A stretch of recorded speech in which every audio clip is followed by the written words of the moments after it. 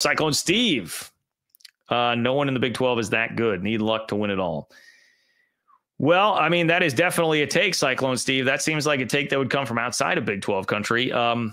Very similar to a John Canzano take. Maybe I should just get to that because Cyclone Steve, you seem very in line here, unfortunately, with our friend. And by friend, I mean not our friend, John Canzano.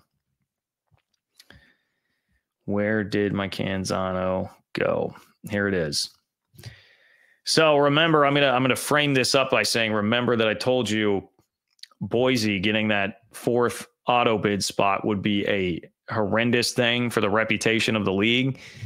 That would not be a good thing at all for the Big 12. It's because you get a lot more takes like what I'm about to read you from John Canzano. It would really empower the rest of the college football world to think like this, and it would embolden people like Canzano who are already inclined to think like this to go even deeper with it.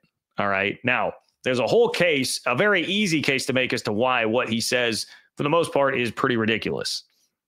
And I think, is very clear the guy's got an axe to grind. Things did not go well for him when he tried to tango with the Big 12 over the entire year-long process of Big 12 v. Pac-12. He was taking stuff internally from the Sunshine Pumpers and Pac-12 world. It did not work out well for him. So continues to have the axe to grind here. Keep that in mind. But he did say this in reference to the Big 12. Let me make sure I get the screen shared here. All right. So John Canzano, in his latest piece, he was at the Holy War. He said the Big 12 is not a great league. Mountain West leader Boise State is better than BYU. The Broncos' only loss came on the road at Oregon on a last-second field goal. That defeat still looks better than any of BYU's victories. And don't get me started. The Ducks would beat the Cougars by 30. 30 is probably a little strong. I do think Oregon would blow out BYU. No qualms there. It's the part about Boise that is patently ridiculous and just objectively not true right now. I also, anybody that's holding up, it's the quality loss here that's doing the work. We're talking about an unbeaten BYU and their resume. And the reason that you think it's not as good is because they don't have the quality loss that Boise has. Full stop. Can we just chill out with that? Yes, it is impressive to have played Oregon close. Not as impressive to have played that version of Oregon close that almost lost to Idaho directly before that. Okay. A little bit of a different Oregon team now, but I'm not going to take it's a great performance by Boise State to be that close. Take nothing away from them. But let's go through who you've actually beat. Your best wins? Your best wins of your Boise are Washington State and UNLV. And if we take into account, like Canzano is a guy who was clearly getting a lot of sourcing from Kirk Schultz, the president at Washington State during that whole Pac-12, Big 12 saga. Guy's going to be a little partial to Wazoo. All right, you beat Wazoo.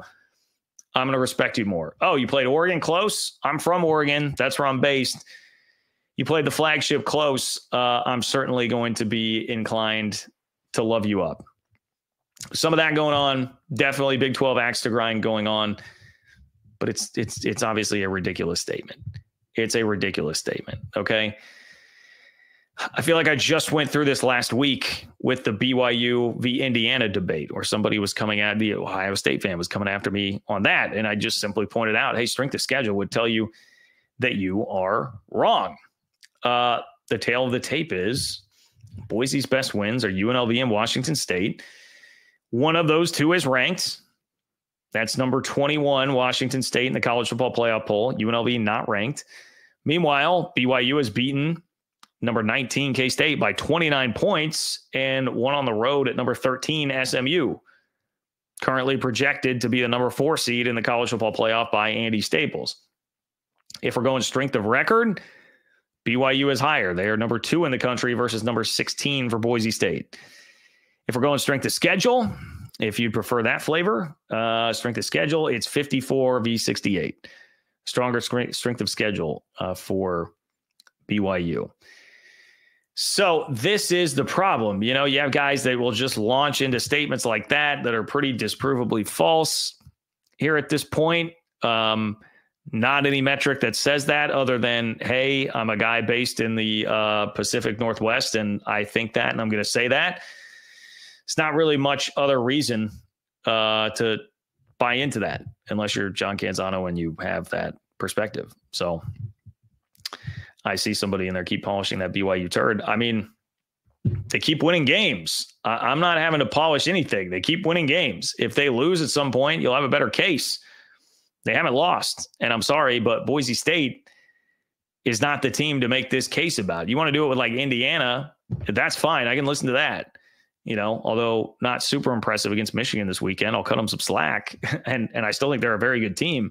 But you want to have that debate, that's one thing. I will remind you as well, we haven't even discussed the fact that John Canzano made this argument and did all of this literally on the day that Boise beat Nevada, a 3-win team, by 7 points on their home field. Like, Nevada was in the game into the fourth quarter with Boise on its home field. They have not won a conference game. They're a 3-win team. What are we doing? What are we doing with that? Come on, John. Take the homer hat off just a little bit. I say that even as me. Now, Cyclone Steve, you started all this. I'm just going to tell you, your second statement, like, yeah, if the Big 12 is going to win it all, yes, there would probably have to be some fortunate breaks that would happen, for sure. That's been true for a while. TCU did not get one of those fortunate breaks when Georgia made it all the way to the championship game. If Ohio State had beaten Georgia, that may have been one of those breaks that could have at least given them a puncher's chance. So you are correct about that, but no one in the Big 12 is that good.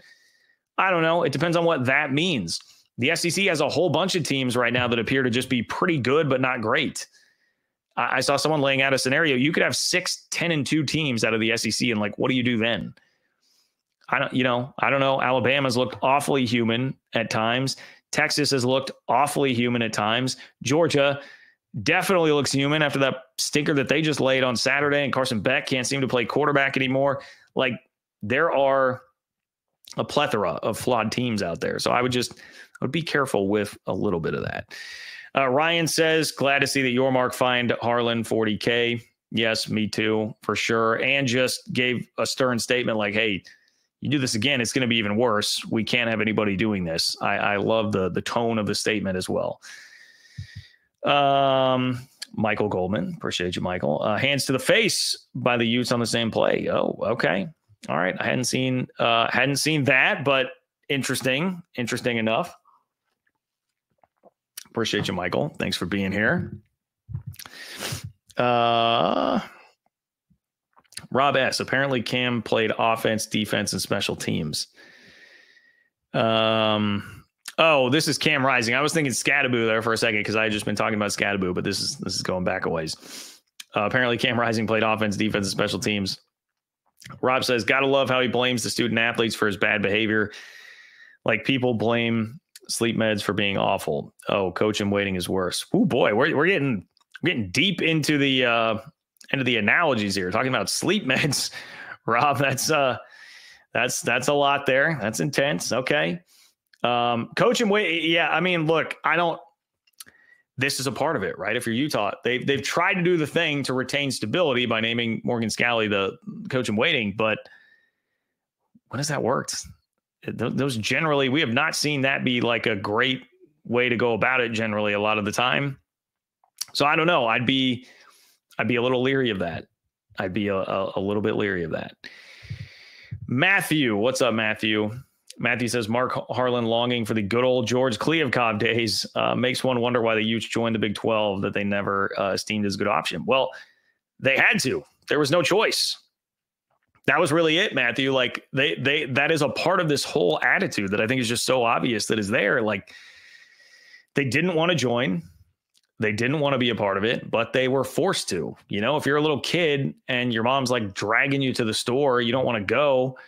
You're not going to be happy about it. You'll be there because you have no choice, no option, but you're going to be throwing a tantrum the whole time that you're there. You're going to be whining in the checkout line like, this is boring. I want to go home. That's kind of Utah right now. They are begrudgingly there, and now it's not going well for them, so they can't even rightfully be out here like looking down on everybody that they thought they would be looking down on in the league because they're losing to everybody.